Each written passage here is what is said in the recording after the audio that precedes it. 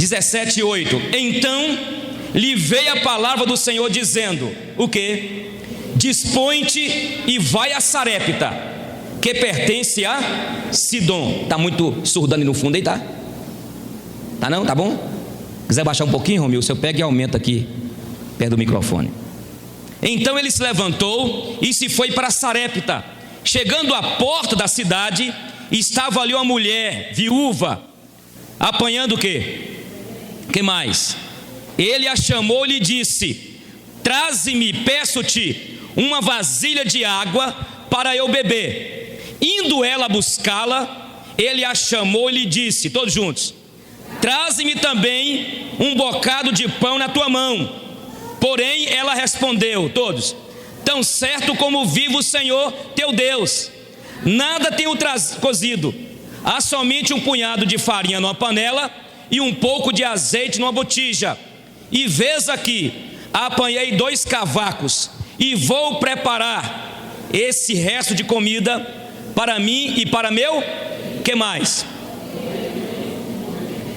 Elias lhe disse: não temas, vai e faz o que disseste, mas primeiro faze dele para mim um bolo pequeno e traze-mo aqui fora, depois farás e para seu filho. Todos: porque assim diz o Senhor, Deus de Israel, todos juntos: a farinha da tua panela não se acabará, e o azeite da tua botija não faltará, até o dia em que o Senhor fizer chover sobre a... Concluindo, vamos lá? Foi ela e se fez segundo a palavra de Elias. Assim comeram ele e a sua casa muitos dias. Da panela a farinha não se acabou, e da botija o azeite não faltou, segundo a palavra do Senhor, por intermédio do... Fala comigo assim: Senhor Deus, use também o pastor Eugênio como instrumento em tuas mãos. Antes de entrar no tema, eu gostaria de definir com os irmãos aqui, e eu tenho falado aqui já há 18 anos, o tempo que eu estou aqui nessa cidade, nessa igreja. Crer é também pensar. E eu quero usar 3 palavras antes de entrar no tema e no texto: fé, esperar e esperança. Vamos lá? Fé, esperar e esperança. O que é fé? Hebreus 11:1 diz, vamos lá? A fé é a certeza das coisas que se esperam e a convicção de fatos que não se veem. Isso é fé, ok? Mas nós fazemos uma confusão com esperança e esperar e fé. No entendimento de alguns, esperar e esperança são 2 palavras com conotações diferentes. Fé e esperança, esperar, são diferentes. Quando se fala de esperar, está falando de passividade. Espera no Senhor e que mais? Confia nele. Então é uma atitude passiva do servo de Deus, ficar descansando, aquietado em Deus. A ideia é essa. E nós muitas vezes conjugamos o verbo, usamos a palavra esperança, e esquecemos que não é do verbo esperar, mas é do verbo esperançar.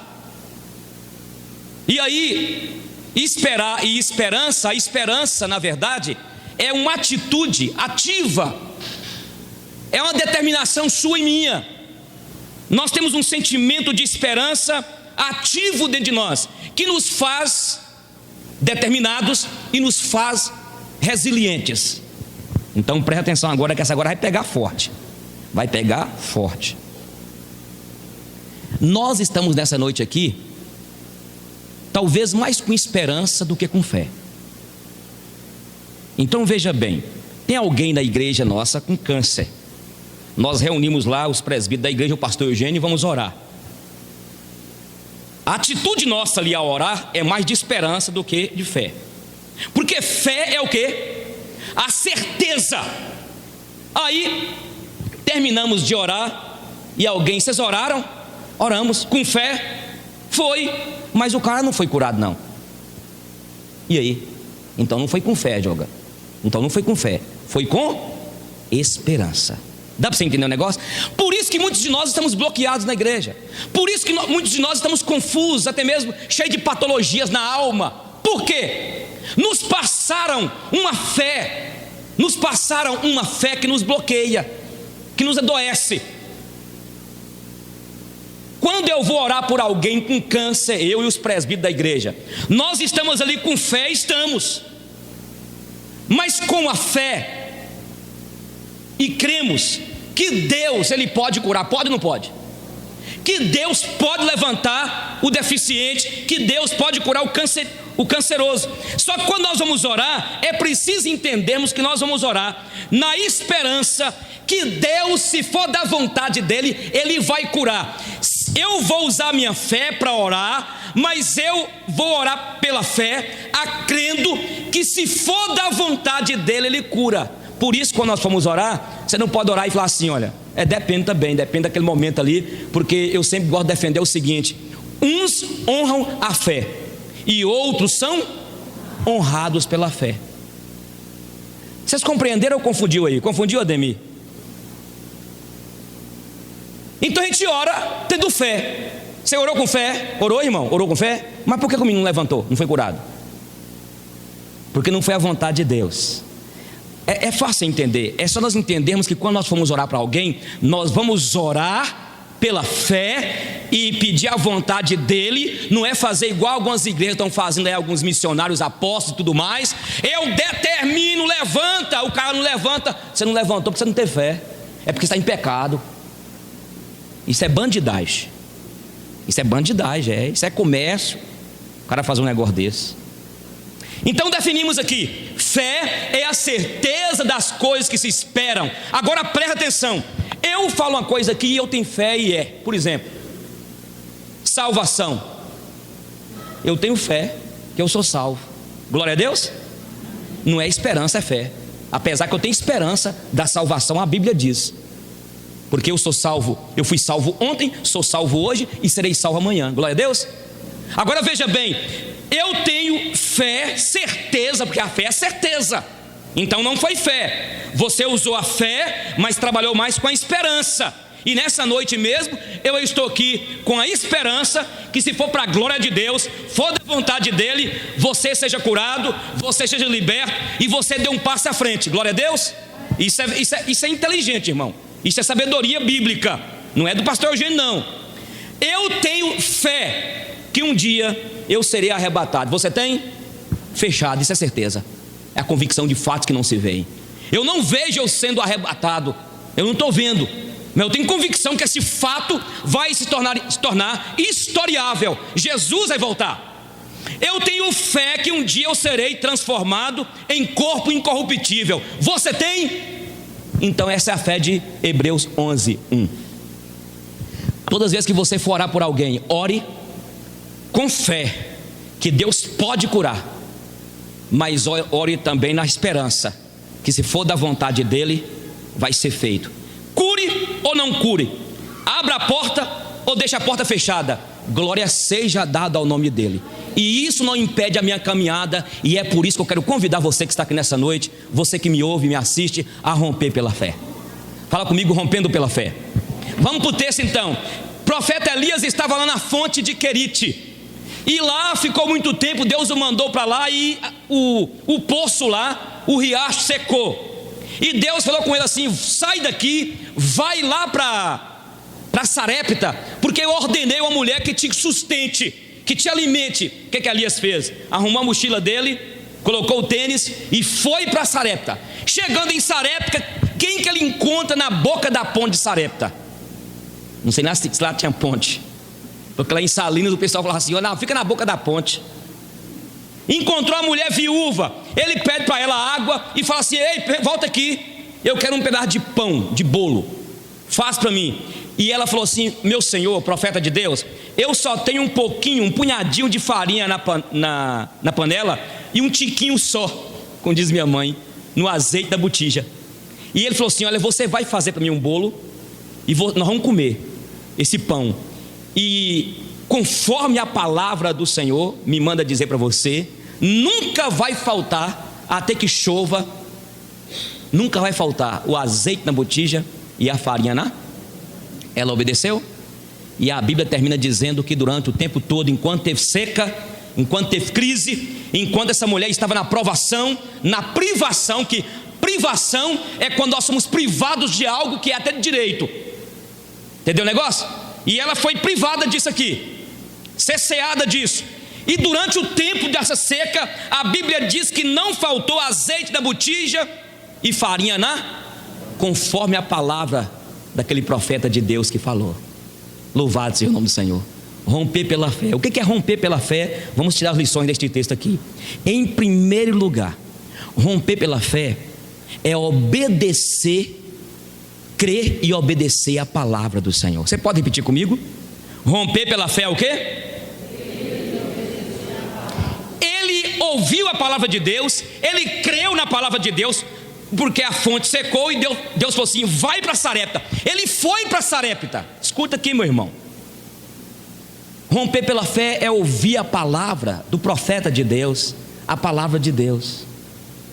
Mas é ouvir a palavra de Deus. Não é ouvir a palavra de umas profetadas que está por aí, não. Há 10 anos, um casal me procurou. Estavam noivos. Um casal. E ela havia dito para mim, e o casal havia dito que uma profeta da família havia declarado que Deus estava confirmando e revelando que eles iam casar. E ele em dúvida. E ele falou: pastor Eugênio, eu estou em dúvida, eu não sei se eu quero, eu não sei. E aquele negócio que toda profeta faz, e profeta aí que quando dá falsa profecia, como à noite batata doce, quer dizer que vocês estão duvidando da palavra de Deus? Casaram e não levou poucos anos, separaram e estão separados.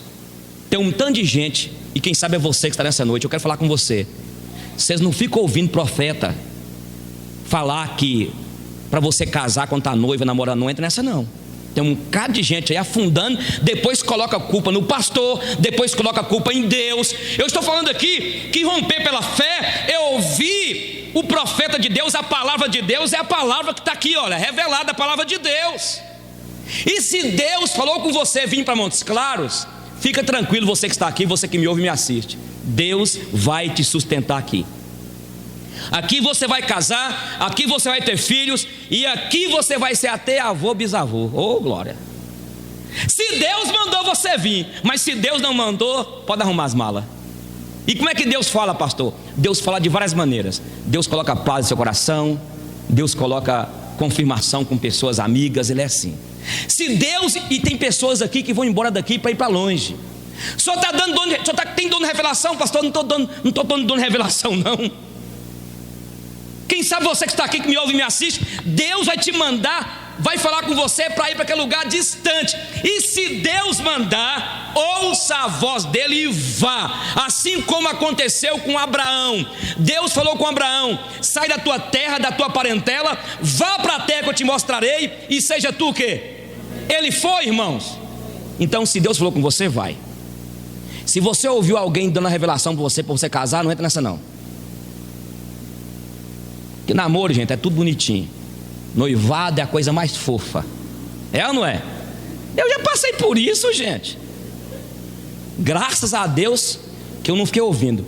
Algum tempo atrás entrou uma mulher aqui, aquelas mulheres que gostam de usar aquela saiona. Não estou nada contra a saiona. E deu uma profecia para mim. Eu falei assim, e eu fui questionar com ela, porque eles não aceitam a gente questionar. E a Bíblia manda questionar, manda ou não manda? Manda não? Leia a Bíblia em Coríntios. Julga os profetas, são de Deus mesmo. Tem que julgar. E não é julgar a profecia, não, julgar o profeta mesmo, a vida dele. E eu falei com ela assim, e ela, ela levantou o peito e disse: aqueles pombo de granja. O senhor está duvidando da profeta, da palavra de Deus? Eu falei: da palavra de Deus eu não estou não, da sua eu estou. Eu não te conheço, não sei quem é você. Aí ela pegou aquela saia, saiu arrastando, limpando tudo. Vai embora. Você é besta, rapaz, aqui é menino de creche. Você é bobo. Eu quero dar uma aviso nessa noite. Mas o que é de profetada aqui em Montes Claros, sabe? Rapaz, mulher, não entra nessa não, irmã. Não coloca a sua mula amarrada nesse negócio não. Fala comigo, rompendo pela fé. Quero lembrar o senhor, quem está com cara fechada para mim, viu a senhora? Eu creio na profecia, creio. Mas 99,9% das profecias que ensinam por aí, dessas línguas por aí, tudo mentirada, tudo condicionamento psicológico. Aquelas profecias que ninguém aguenta mais, né? Deus está revelando aqui que está curando um câncer. Não fala de quem é. Aí cansa serviço, a avó tá boa? Como é que tá a vovó? Tá usando dentadura ainda? Não, irmãos, é sério isso aqui. Numa igreja, já falei aqui centas vezes já, numa igreja aí o cara falou assim: Deus está revelando aqui alguém com problema no útero e vai curar. Aí a mulher levantou a mão: não, senhora não, levantou um cara, um irmãozinho: é você mesmo, hein? O povo está com tanta sem vergonhice, irmão, com tanta imoralidade da igreja, que está saltando as coisas assim, ó. Fala comigo, rompendo pela fé. Segundo lugar, romper pela fé, irmãos, é crer como essa mulher creu aqui, que os nossos problemas, as nossas crises, esta mulher estava com fome, irmãos, seca naquela terra, igual Montes Claros hoje, gente, igual o Brasil nosso. Essa crise política, essa crise seca, não é? O Vale de Jequitinhonha é conhecido mundialmente, como na ONU, como o Vale da Miséria. Desemprego, violência, a criminalidade campeia, aumenta cada vez mais, a corrupção, o desemprego. Então eu quero desafiar vocês que estão aqui, me ouvem, para que nós possamos romper pela fé. E talvez você está aqui e já ficou desempregado, você está passando uma crise financeira, uma crise no casamento, uma privação tremenda como essa mulher aqui. Romper pela fé é crer que Deus é maior do que os nossos problemas, meus irmãos. Deus está no controle da tua vida, você crê nisso? Deus está no controle dessa situação sua aí, desse problema que você está enfrentando.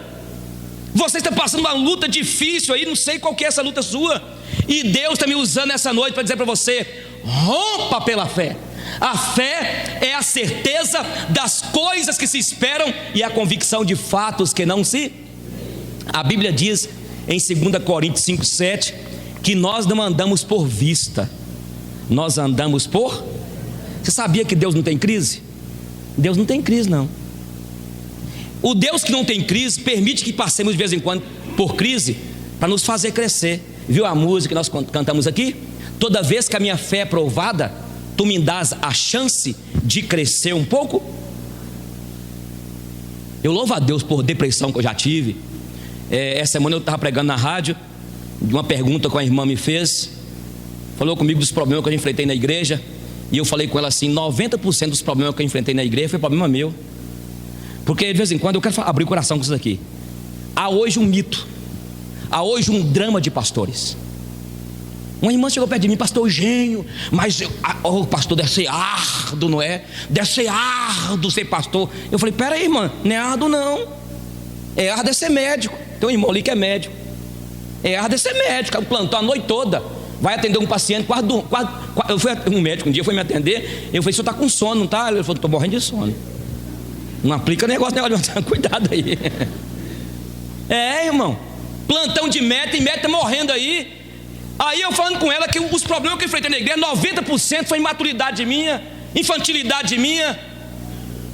E olha, se você vai casar com um pastor, não fique com esse drama não. Pelo contrário, meu filho, pastor é chique. Deixa seu marido ser caminhoneiro, você é um patócio, caminhoneiro. Professor, ai meu Deus, aqui tem um bocado de professor. Vai ser professor para você ver. Ser professor. Então, Fátima, essa irmã veio me perguntar sobre a depressão que eu estava compartilhando na rádio e tal. Eu falei: filha, você já viu uma mangueira gemendo para gerar manga? Sai, manga! Sai, miséria! Não. Você já viu uma goiabeira gemendo para dar manga? Sai, goiaba! Sai, desgraça! Sai! Sai, miséria do inferno! Você já viu isso? Calma, irmão, não escandaliza não. É porque vocês vêm para cá achando que aqui é a casa igreja que só fala glória a Deus, não, aqui não é não. Aqui é pensar, filho. Tem que falar essas palavras para te assustar mesmo. E ela toda sem gracinha: não, pastor. Eu falei: pastor é a mesma coisa, filha. Pastor não precisa gemer não. Se ele foi chamado para ser pastor, ele vai pastorear igual um médico trabalha como médico, um professor como um professor, um militar com aquela roupona, já viu? E quando eles colocam aquela roupa por dentro assim, que é o colete prova de bala, Os coitados, 2 litros Ai. Aí eu quis explicar para ela o seguinte: que crise, problemas, todos nós temos. E talvez você está aqui e Deus está te dando a chance para você crescer em meio a esta crise, a este problema, a esta luta. E Deus está me usando para dizer para você: rompa pela fé. Romper pela fé é crer que Deus é maior, Deus é grande, Deus não tem crise. E quando Ele permite, nós somos filhos dele, termos crise, é para fazer-nos crescer. Todas as coisas cooperam para o bem daqueles que amam daqueles que são chamados segundo o seu propósito. Glória a Deus. Fala comigo, rompendo pela fé. Terceiro lugar, essa mulher rompeu pela fé. Em terceiro lugar, romper pela fé é crer. Escuta, meu irmão, que se Deus não me tirar a crise, a provação, a privação, Ele vai me sustentar em meio à provação. Deus tirou essa mulher de Sarepta? Não tirou. Deus tirou essa mulher, o profeta Elias, tirou de lá que não tinha água mais, trouxe para cá para ele ficar ainda aqui. Mas Deus sustentou Elias e sustentou esta mulher durante todo aquele tempo de crise. Não precisa você mudar de cidade, não precisa você mudar de rua. O que faz a diferença não é mudar. O que faz a diferença é você ver o lugar que você está enfrentando os problemas com os olhos da fé. Porque nós não andamos pelo que vemos, nós andamos por fé. Rompa pela fé. Você que está aqui, você que me ouve, está nessa crise, nessa luta, Deus vai te sustentar em meio à crise, em meio à luta. Ele vai usar pessoas, Ele vai usar amigos, Ele vai usar, quem sabe, a pessoa mais incrédula para te abençoar. Se abra para isso. Tenha o coração cheio de esperança e fé que o Senhor vai te dar a vitória em nome de Jesus. É isso, irmãos. Se Ele não nos fizer andar por sobre as águas, se Deus não abrir as águas, Ele vai nos fazer andar por sobre as águas. Que é uma poesia, viu? Não fica pensando que isso é. Mas igual o camarada lá no lugar aí que pegou essa palavra aí, foi fundar no rio lá, afundou. Foi entrar no rio, afundou, não é isso não. É Deus te fazer andar por sobre os problemas. E Deus vai estar contigo. Deus está me usando nessa noite para falar com você o seguinte: olha, que o Espírito Santo veio como Paráclitos, como Consolador, aquele que está conosco, nos animando, nos sustentando, nos impulsionando para ir para frente. Eu quero falar isso aqui, romper pela fé. Eu não sei se vocês entenderam o início, quando eu falei sobre fé, esperança e esperar. Você tem orado a Deus. Pastor Eugênio, eu estou orando a Deus, sabe de uma coisa? O Senhor falou aquele dia lá, quinta-feira, que mesmo nós orando, Deus é o Deus que determinou tudo. Então para que orar? Muitas vezes nós questionamos isso, sabe por quê? Porque nós entendemos que orar a Deus é só pedir. Vocês já viram que a gente vai para a reunião de oração? A gente já chega assim, ó: meu Deus, meu Pai, meu Deus, Senhor, Tu sabe, abençoe minha esposa, Senhor, lá em casa está faltando tudo, Senhor. Meu Deus, abençoe minha filha, Senhor, meu carro bateu ontem, Senhor. Não é assim? Calma, irmão. Deus ficou olhando assim: eu. O que é isso? Eu ouvi essa semana uma declaração interessante, que orar é aproximar cada vez mais nossos ouvidos à boca de Deus, para que Ele fale conosco aquilo que Ele quer para nossas vidas. Pastor, eu estou orando a Deus. Para que orar, pastor? Pois eu estou orando, e se Deus já determinou? É um problema, porque nós não sabemos, não podemos penetrar nos arcanos de Deus. Quem pode penetrar na mente de Deus? Os seus planos são inescrutáveis. Orar, meu irmão, o problema nosso, nós estamos assim, que orar é só pedir, é interceder. Deus quer íntimos, amém? Por isso que eu preguei aqui a semana passada, eu vou repetir: Deus está à procura de adorador, de uma família. Deus quer ser íntimo nosso como filhos. Precisamos de aprender mais sobre essa paternidade. Já pensou? Esses dias, essa semana, eu pedi Luninha para deitar ao meu lado e fiquei lá abraçadinho com ela e ficamos conversando. É isso que Deus quer com a gente. A pessoa, de repente, Luninha entra no quarto, já vai entrando, vem cá, filha, deita comigo aqui. Ô papai, me dá isso, me dá aquilo outro. Peraí, calma. Não, bora conversar. Não é? Oração é isso. É colocar diante do Senhor as nossas angústias e tristezas. Ô pastor, mas se eu colocar diante dele, pedindo a ele, e se ele não fizer? Se ele não fizer, aí vamos buscar lá o Salmo 37. Agrada-te do Senhor. E o que mais? Se ele não fizer, eu estou feliz, papai. Estou feliz. Você que é pai, que está aqui nessa noite, já aconteceu vez de um filho te pedir alguma coisa e você falar não? Não fala não para você ver. Vai dando tudo que ele quer para você ver, vai. Vai. Tem um bocado de menino aí que nunca ouve não. Está crescendo. Ai meu Deus, eu fico preocupado. Aqui na igreja tem uns aqui. Vai crescendo. O dia que for adolescente jovem, misericórdia. Você está doido. Tem que dizer não. Minha mãe já me disse não quantas vezes. Fica emburrado. E tem uns que dá chilique, né? Desmaia, com raiva. Ainda mesmo que Mel não está aqui, minha outra filha, né? Eu vou falar dela. E ela ouvir, né? Mas Melissa, Fernanda, um dia escondeu debaixo da cama. O beijo veio lá para fora. Eu quase pisava no beijo dela. Eu olhei assim. Fica aí. Escute, para a gente ir para o final. Deus, nosso Pai, que nos ama, tem momentos que você vai orar, mesmo pela fé, e você tem fé que Ele pode, você tem fé que Ele pode mudar a situação, você tem fé que é a certeza das coisas que se esperam, e nesse seu romper pela fé, você vai dizer: Pai, eu sei, eu quero agradar do Senhor, e agradar do Senhor é ficar feliz, porque o Senhor disse não para mim, porque o não de Deus é um sim, pelo caminho que Ele quer que nós passemos.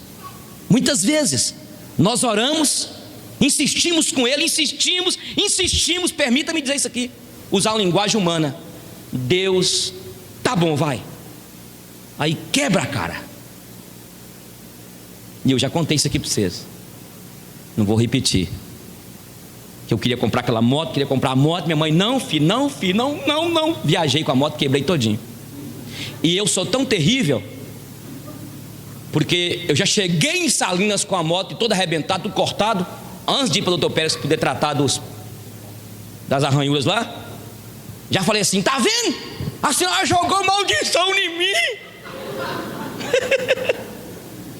Quando sua mãe falar com você: filho, não casa agora não. Eu quero, mãe. Eu amo ela. Você ama ela de galinha? Moela? Mas calma. Eu quero contar aqui para os jovens aqui, viu? Não tem reunião sábado que vem, mas tinha um jovem bonito na igreja. Sabe aqueles jovens bem lindos? Aqueles caras assim que para o trânsito, pensa um cara bonito. O piscar do cara, tocava violão demais, cantava. Gente, veio para a igreja uma menina, multiplica a beleza. E ele começou a namorar com a menina. E aquele namoro, e ele viu que a menina, o pastor chamou, falou: filho, vem cá, essa menina, ela nem decidiu ainda ao Senhor, vai devagar. E ele foi, o rapaz já estava faltando os cultos. Conclusão, o rapaz estava apaixonado pela menina. E um dia ele falou assim com o pastor: ô pastor, mas eu gosto dessa diabinha. Eu gosto da diabinha. E ele acabou casando com a diabinha. Acho que uns 8 anos depois, segundo eu vi esse pastor contando, ouvi. Ele um dia estava saindo, 8 anos, o rapaz sumiu. Ele estava saindo de uma padaria, chegou um rapaz todo babudão, cabelão. Não que eu sou contra isso, nem a ilustração, nem a verdade. Todo sujo, fedendo bebida. E falou assim: oi pastor. Agora falou: oi pastor. Ele lembrou que era o rapaz bonitão, lindo. E ele falou assim: ô pastor, aquela diabinha era diaba mesmo.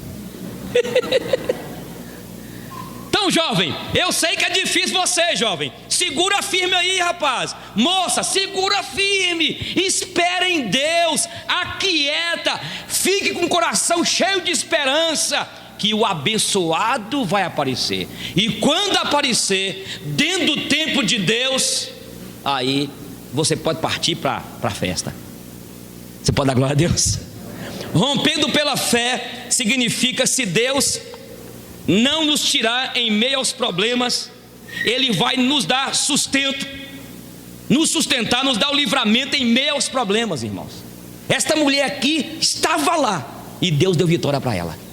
Mas eu quero continuar aí. É quarto lugar agora? É quarto ou quinto, nem sei mais. Fala comigo, rompendo pela fé, didática, vamos lá? Rompendo pela fé. Romper pela fé significa romper o sobrenatural. Você pode repetir comigo? Romper pela fé. Tem um negócio na Bíblia, um versículo na Bíblia, que hoje eu tive que ficar a tarde toda, nem dormir direito, para ficar pesquisando no Gugão. Quando fala que Abraão esperou contra a esperança, eu falei, mas peraí, que versículo é esse? Abraão esperou contra a esperança. Sabe o que aconteceu? Romper pela fé é romper o sobrenatural. Abraão perdeu a esperança. Presta atenção, Abraão perdeu a esperança na perspectiva humana. Por quê? Quantos anos Abraão tinha? 75 anos, é isso mesmo? 70 e Sara 65. Quando Deus falou com ele, ele falou assim: epa, aí não, a minha mulher já é estéril. Como é que é? A minha mulher é estéril, eu não tenho mais esperança humanamente falando. Você está entendendo o que é esperança? Não deu para a gente trabalhar que esperança morre. Será que esperança morre? E a minha argumentação é que morre. O que não morre é fé. Se você tem fé, siga em frente. Aí escute, Abraão então diz que ele esperou contra a esperança. Aí diz que ele creu. Então ele perdeu a esperança, que humanamente falando não tinha como ele ser pai de multidões. Abraão significa pai exaltado. Abraão, pai de nações, de multidões. Ele falou assim: ô Sara, tem jeito não. Aí Sara falou assim: não tem jeito mesmo não, minhas regras cessaram, não compro mais absorvente em farmácia nenhuma, acabou tudo, tem jeito não. Perdeu a esperança ou não perdeu a esperança? Acabou, não tem esperança mais não. Humanamente falando, não. Aí sabe o que Sara fala? Depois ficou reclamando. Tem mulher que é engraçada, rapaz. Tem mulher que induz o homem ao pecado, depois reclama.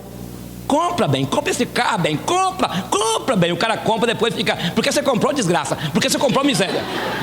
Não é assim? Tem mulher difícil demais, rapaz.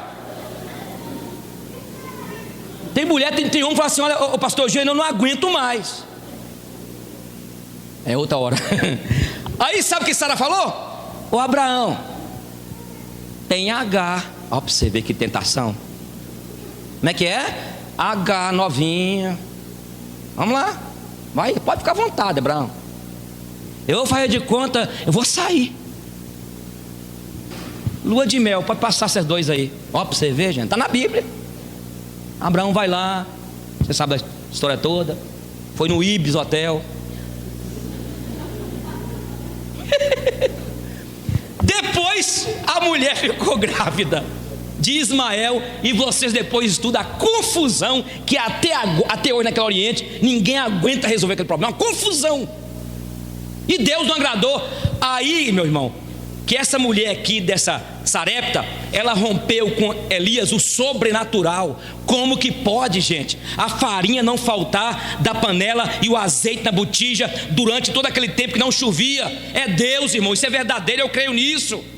E Abraão, no tempo de Deus, 25 anos se passaram até que nasceu o filho da promessa. Abraão então, ele creu e esperou contra a esperança. A esperança se foi. Quando a esperança se esvai, aí agora sobra o que? A fé, que é a certeza das coisas que se esperam e a convicção de fatos que não se veem. E agora o milagre aconteceu. E se você crê, o milagre pode acontecer na tua vida. Eu não gosto de ficar falando isso aqui, porque muitas vezes os pastores e igreja utilizam disso até para pedir dinheiro.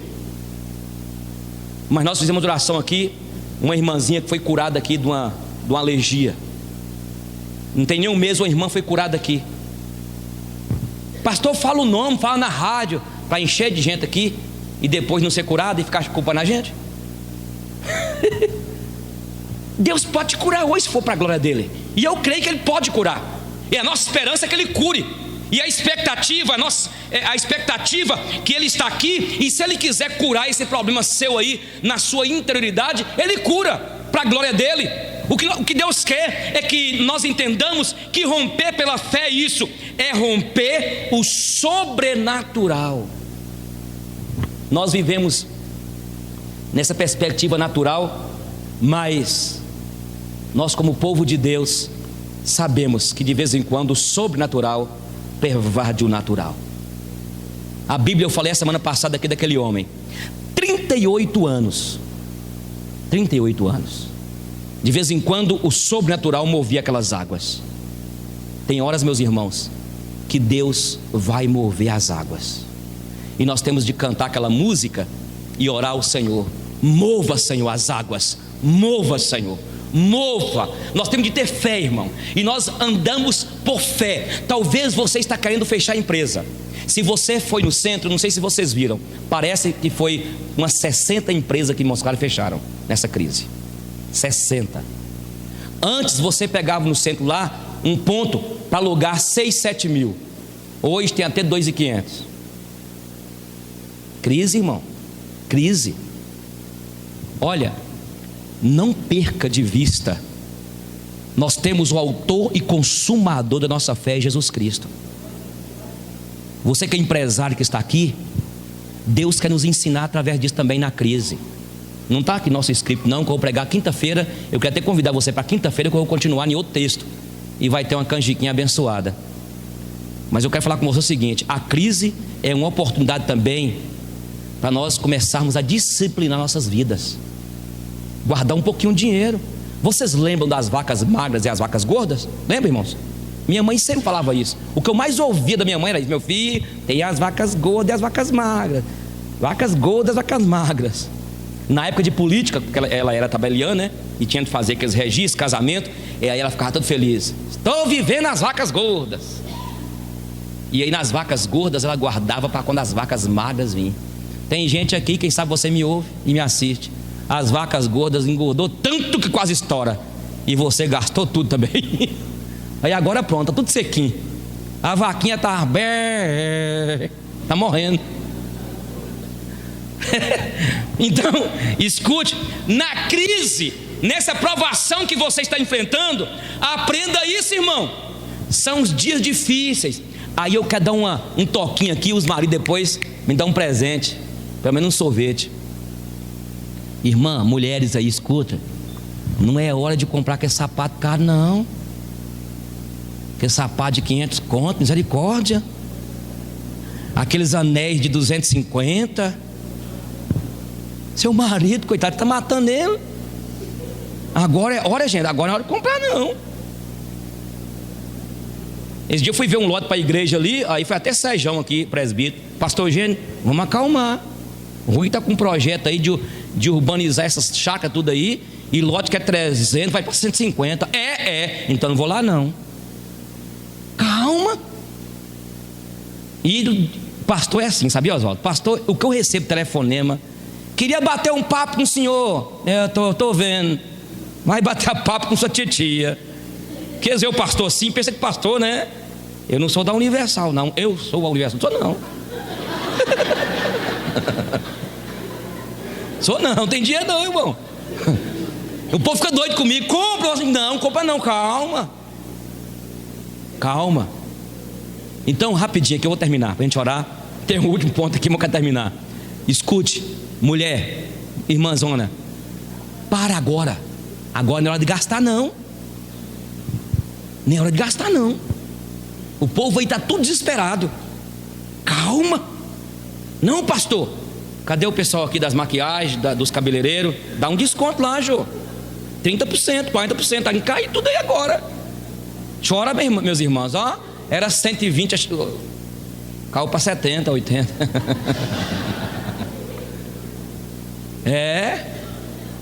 Conclusão: romper pela fé é algo pessoal. Repita comigo. Romper pela fé é algo o quê? É seu, irmão. Eu não posso romper pela fé por Giselda. Giselda não pode romper pela fé por Luna. Eu não posso romper pela fé por Melissa. É algo pessoal. Esta mulher rompeu pela fé. Elias rompeu pela fé. Romper pela fé é uma decisão pessoal. Eu não posso fazer para você. E uma coisa aqui, gente: todo dia temos de romper pela fé. Todos os dias. Todos os dias. Vê quem está aqui na frente aqui. Ah, Cileia de novo. Cileia, que eu comparei ela semana. Cileia, você almoçou hoje? Mas o almoço de ontem não serviu para hoje, não? Ué, Renatão, você almoçou hoje? Vai servir para a semana toda? Não mesmo? A não ser que esteja no regime, né? Mas, meu irmão, escuta aqui. E regime é um desafio, né, gente? Como diz Josimar aqui, nosso grande Josimar, fazer regime é a coisa mais fácil que tem. Agora pior é manter. Quem consegue manter? Eu fui me ver hoje no espelho e falei assim: misericórdia, eu tenho que continuar com esse terno 3 meses naquela igreja lá. Meus irmãos, parece que tem uma bola de cá, outra bola de cá. Vou voltar ao regime. Herbalife. O que eu quero dizer com isso, meu irmão? A comida de ontem não serviu para hoje, assim também no mundo espiritual. Essa mensagem de hoje não vai servir para amanhã, não.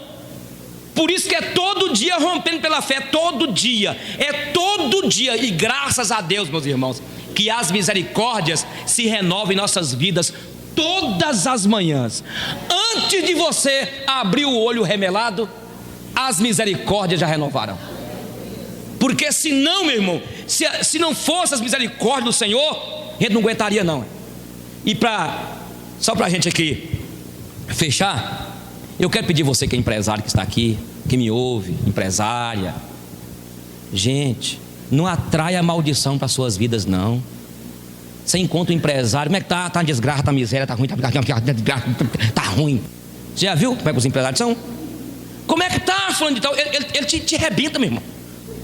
Como é que está a empresa lá? Como é que está o negócio que você colocou? Tá ruim essa crise, está uma desgraça, tá miséria. Pastor, ninguém entra. Não vai entrar mesmo.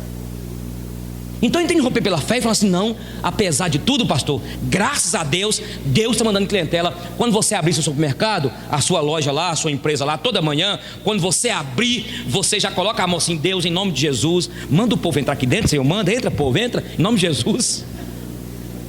Pela fé. Agora reclama, atrai maldição. Entendeu? Atrai maldição. Então apesar da luta, fazer como aquela mulher: vai tudo bem. E você sabia, né? Essa mulher aqui, que é os outros pontos, essa mulher aqui, o filho dela morreu. Romper pela fé de novo. Elias coloca o menino na cama, deita sobre o menino, coloca olho a olho com o menino, nariz, boca, sopra lá no menino, o menino ressuscita e devolve a mulher. Naquela crise toda, eu aprendo o seguinte: na crise é a oportunidade de Deus fazer milagres, de Deus fazer grandes coisas acontecerem. A crise é a oportunidade de nós crescermos no Senhor e com o Senhor. Vamos ficar em pé? Nosso tempo acabou ali. Eu gostaria de orar contigo, você que está aqui, que me ouve.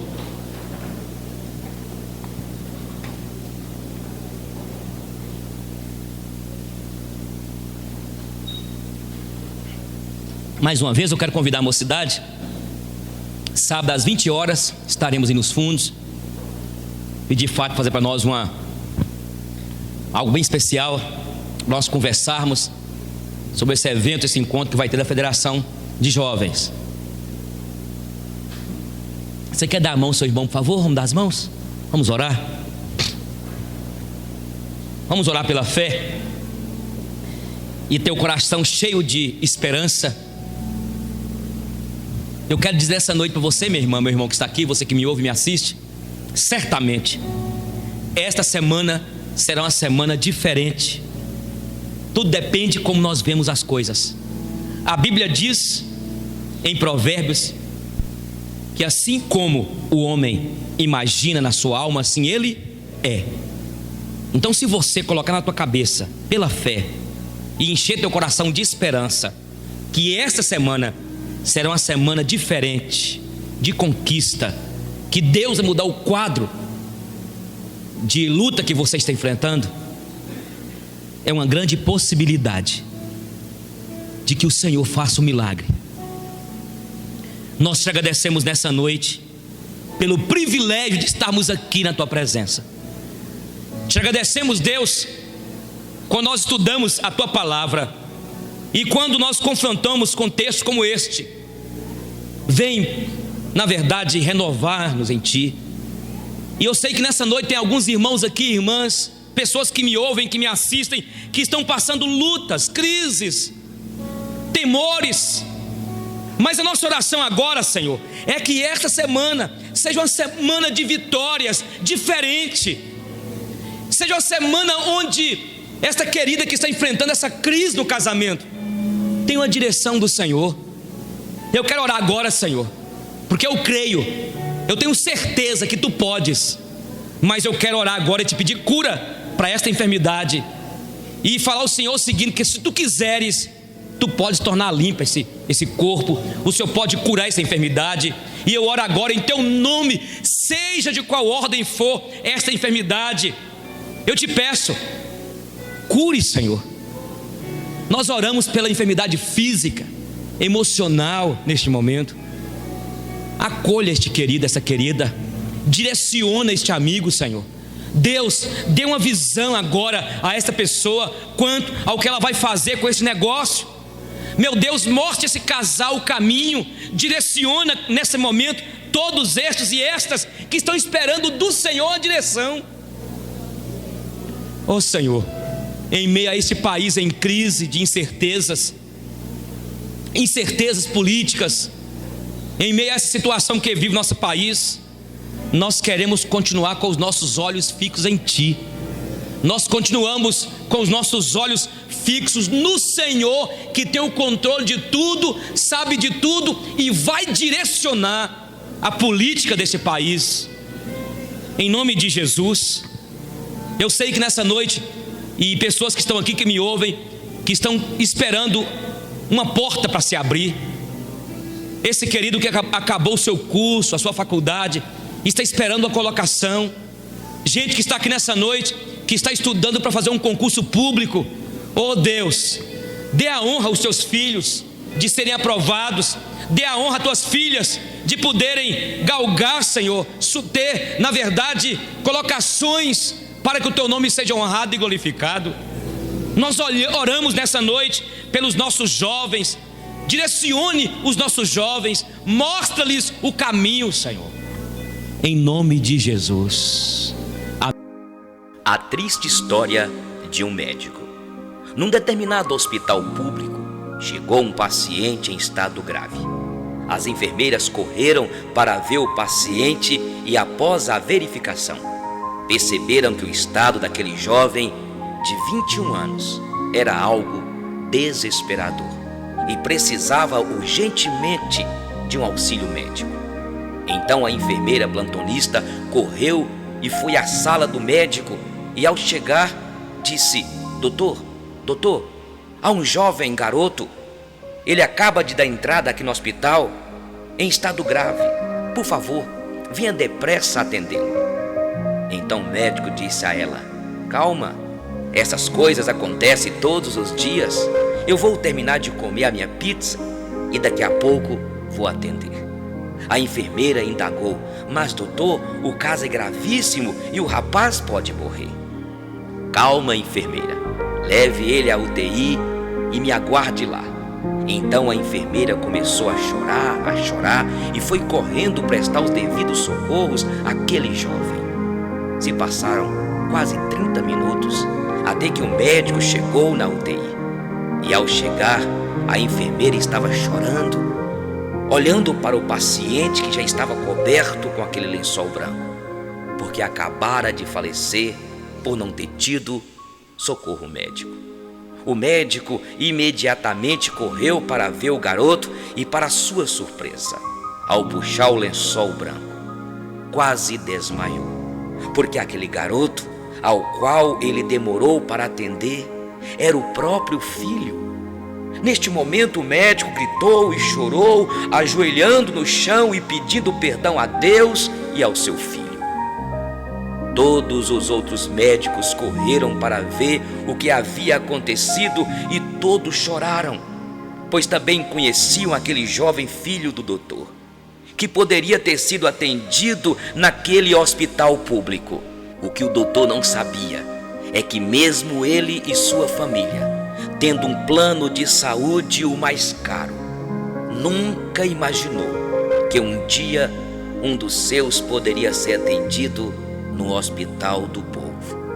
A partir deste dia, este médico prometeu ser o melhor, fazer o melhor e atender cada paciente como se fosse alguém de sua família. Logicamente, este remorso será para sempre irreversível.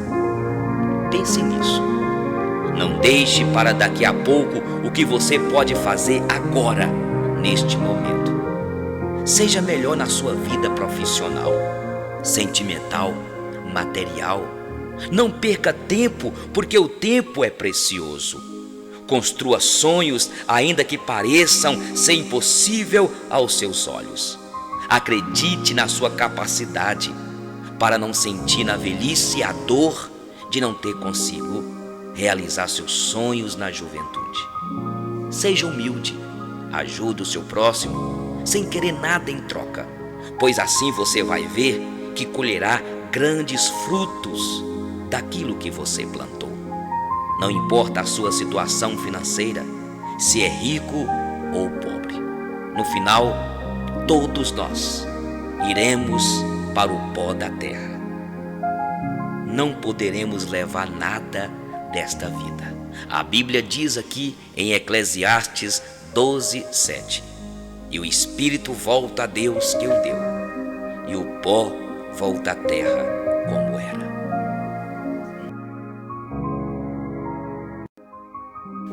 Um velho carpinteiro estava para se aposentar.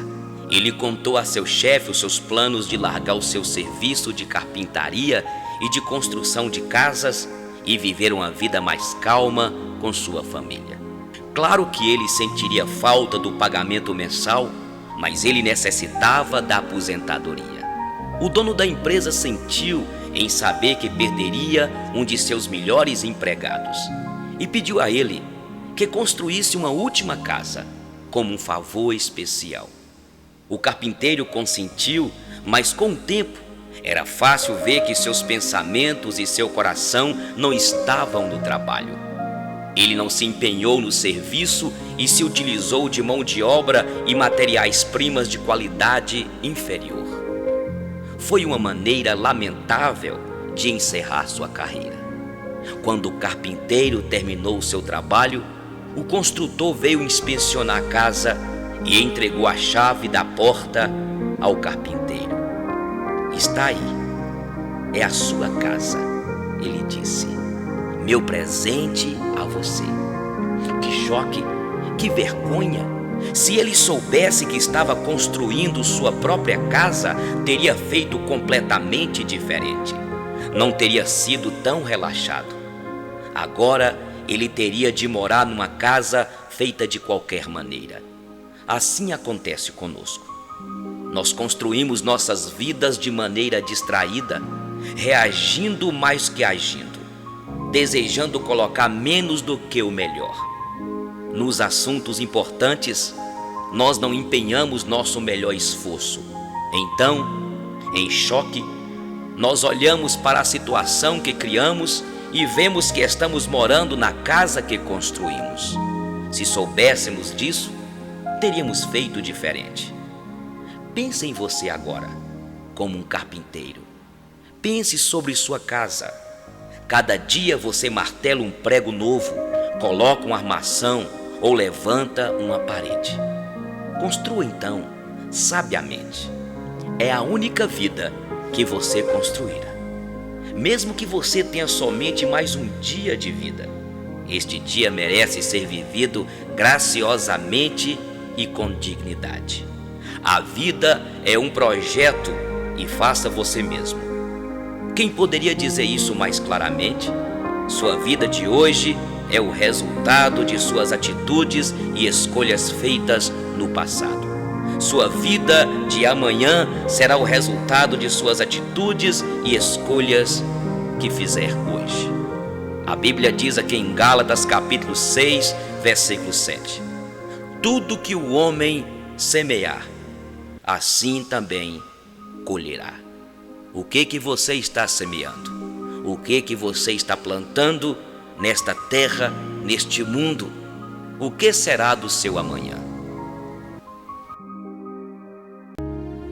Eis que passo a lhes mostrar um caminho sobremodo excelente, o caminho do amor.